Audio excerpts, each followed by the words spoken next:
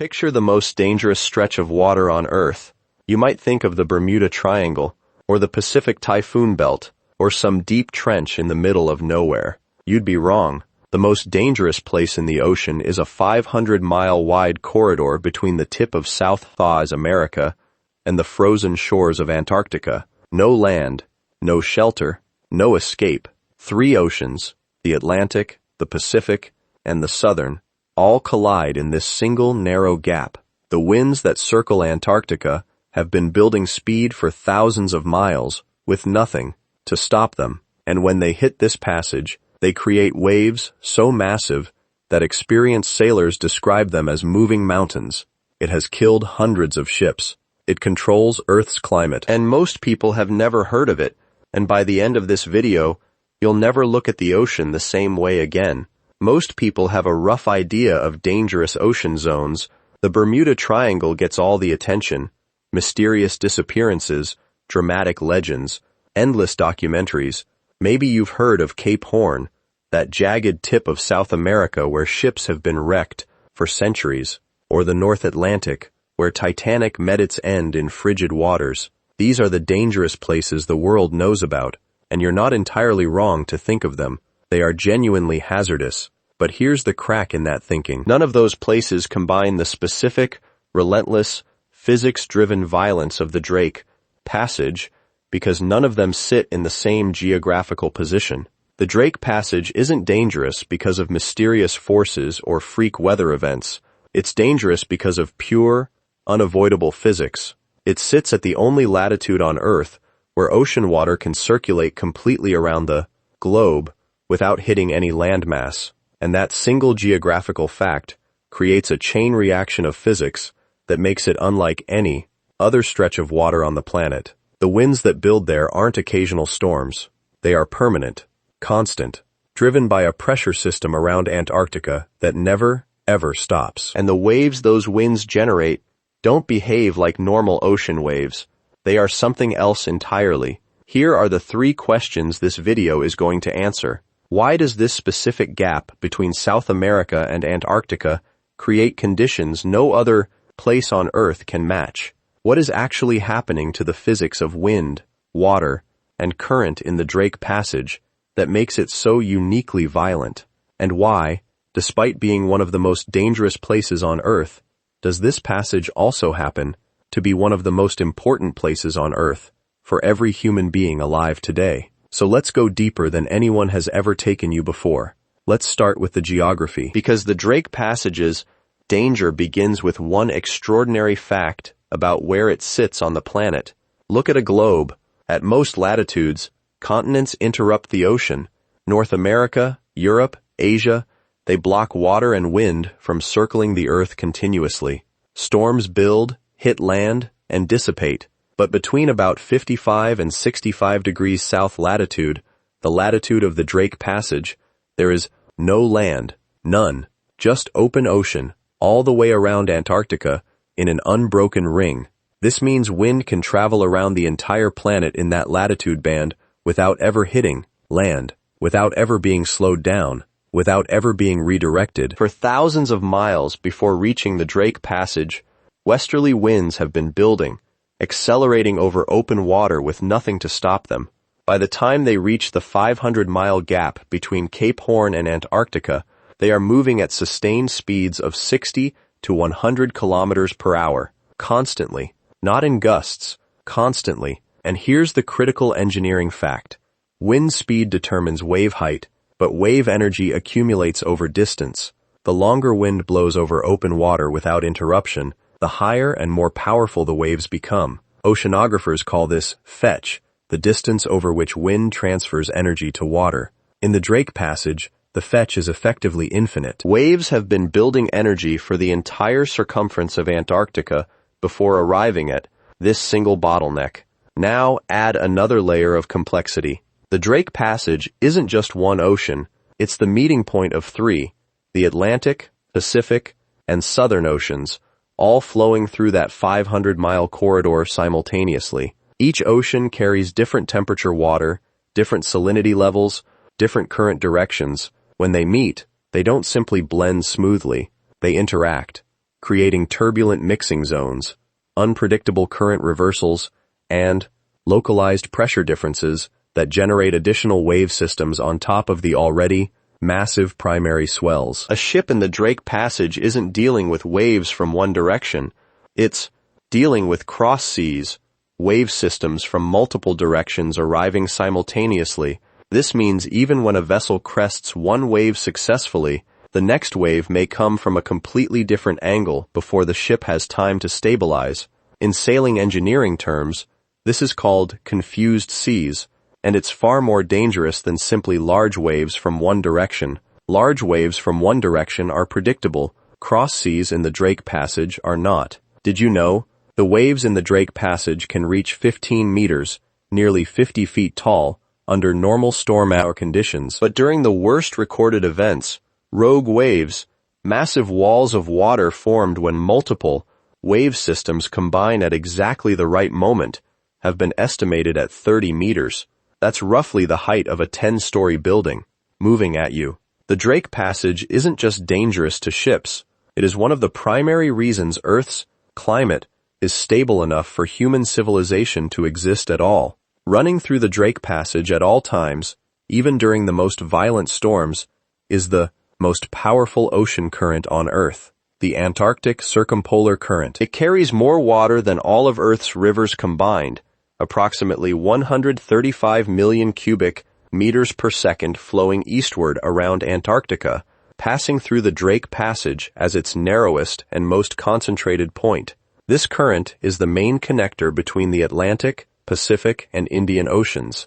It drives what oceanographers call the global ocean conveyor belt, the system of deep and surface currents that distributes heat around the entire planet, regulates temperature differences between the equator and poles, and drives the weather patterns that determine rainfall and drought across every continent on Earth. Without the Drake Passage, without that 500-mile gap that lets the circumpolar current flow, the entire global ocean circulation system would fundamentally change.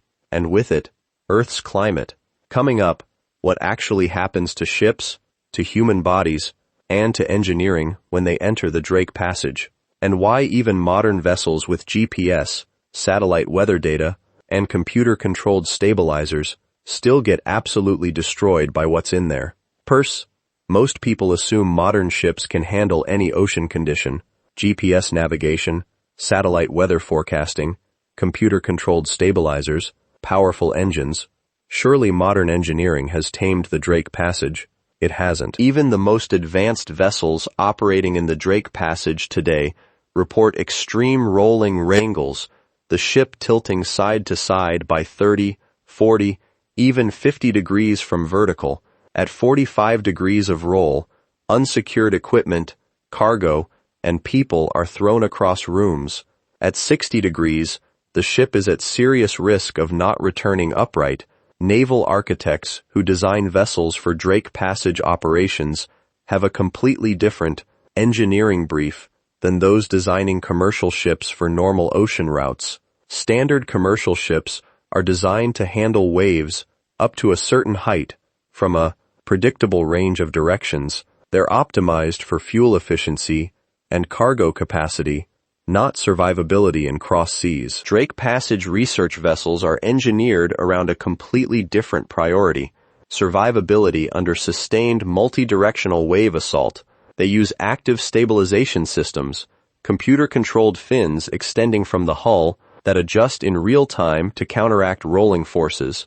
They carry ballast water systems that can shift weight between tanks within seconds to respond to tilting. Their hulls are reinforced far beyond normal commercial standards, and even then, they get beaten. Scientists who regularly work aboard research vessels in the Drake Passage describe conditions where working at a computer is impossible because the ship is rolling too violently to stay in a chair, where sleeping requires being literally strapped into a bunk, where seasickness affects even experienced sailors who have worked ocean vessels for decades. Wait, it gets even more interesting. In the age of sail, the Drake Passage, approached via Cape Horn, was the only way to travel between the Atlantic and Pacific Oceans without going around Africa. It was one of the most important trade routes on Earth, and it was absolutely lethal. Historical records estimate that between the late 1500s and the opening of the Panama Canal in 1314,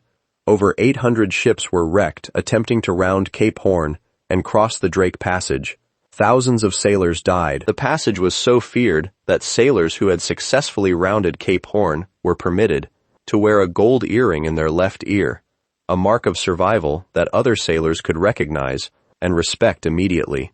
You didn't just complete that crossing, you survived it. Here is the most shocking fact in this entire video. The Drake Passage is only 500 miles wide, but through that 500-mile gap flows more water every single second than all of Earth's rivers combined. This violent, terrifying stretch of ocean is simultaneously the most dangerous water on Earth and the single most important ocean corridor for regulating the climate of every continent humans live on. You've probably never thought about a 500-mile stretch of ocean near Antarctica having anything to do with your daily life in America, but here's the connection. The Antarctic Circumpolar Current that thunders through the Drake Passage is the engine that keeps the global ocean heat distribution system running. The Gulf Stream, the current that keeps Western Europe warm, that moderates the climate of the entire U.S. East Coast, that drives the rainfall patterns of the American Midwest, is connected to and partially driven by the global ocean conveyor system that the Drake Passage sustains. Without the Drake Passage functioning as it does, ocean heat distribution across the entire northern hemisphere would change. The climate you live in, wherever you are in America, has been shaped by the physics of that 500-mile corridor at the bottom of the world. Next time you feel a mild Atlantic breeze on the East Coast, or experience rainfall in the Midwest that keeps crops growing, some fraction of that climate stability traces back to water that passed through the Drake Passage. Climate scientists monitoring the Antarctic Circumpolar Current have detected changes in its speed and temperature profile that directly affect global climate model accuracy.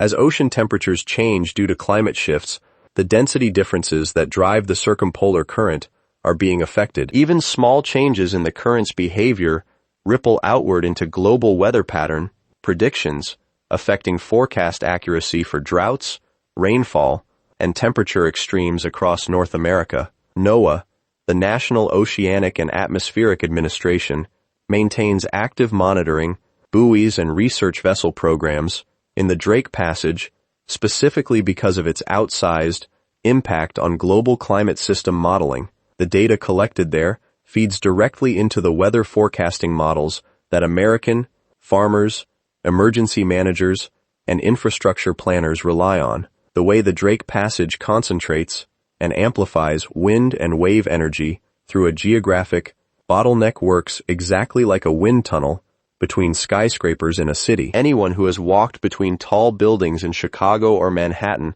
has felt wind speeds dramatically higher than the surrounding streets because the buildings funnel moving air through a narrow gap, increasing its velocity. The Drake Passage does exactly the same thing to the entire Southern Ocean's wind and water energy. Same physics, different scale, by a factor of millions. And this is just the beginning of how deep this goes. Now here's something that most people never connect to this topic. The most violent stretch of ocean on Earth is also one of the most biologically productive marine environments on the planet. The same turbulent mixing that makes the Drake Passage a nightmare for ships does something remarkable for ocean life. When those massive currents churn through the passage, they pull cold, nutrient-rich water up from the deep ocean to the surface, a process called upwelling. That nutrient surge feeds massive blooms of phytoplankton, microscopic marine plants that form the base of the entire Southern Ocean food web. Those phytoplankton feed krill, tiny shrimp-like creatures that exist in quantities almost beyond imagination in Drake Passage waters, and that krill abundance supports whales, seals, penguins, and seabirds in concentrations that make the Drake Passage one of the richest wildlife corridors on Earth. Humpback whales, orcapods, leopard seals, albatrosses with wingspans wider than a man is tall, all thriving in water that would kill a human in minutes. all sustained by the same violent mixing that makes it one of the deadliest places for a ship. Think of the Drake Passage like the world's most dangerous intersection, terrifying to cross, but surrounded by the richest, most active ecosystem on Earth because of all the energy flowing through it. The danger and the abundance are not opposites. They are the same force. Chaos creates life. Violence feeds the world. So here's what we uncovered today. The Drake Passage is uniquely dangerous because it sits at the only latitude on Earth where wind and water can circle the globe without hitting land, building wave energy for thousands of miles before concentrating it through a 500-mile bottleneck between two continents. That same passage carries the Antarctic Circumpolar Current, the most powerful ocean current on Earth, moving more water per second than all rivers combined, and this current is the primary driver of the global ocean heat distribution system that regulates the climate of every continent humans live on. And despite being one of the most violent marine environments on Earth, the Drake Passage is also one of the most biologically rich, sustained by the same powerful mixing that makes it deadly. The big takeaway: the most dangerous place in the ocean is also the most important, and the violence and the importance are not separate facts. They are the same physics, doing two very different things at once. Now I want to know, would you ever cross the Drake Passage if you had the chance? And did you know this one passage controls global ocean circulation? Drop it in the comments right now. I read every single one. In our next video, we're going somewhere that could change how every electric vehicle on Earth is powered. Scientists are on the verge of cracking solid-state batteries, a technology that could double EV range, eliminate fire risk, and charge in minutes instead of hours. The engineering behind why it's taken this long to build, and what's finally making it possible, is a story nobody is telling clearly yet. The world is not what it looks like on the surface. It never was. This is Logivra, and the logic was always there. You just needed someone to show you where to look.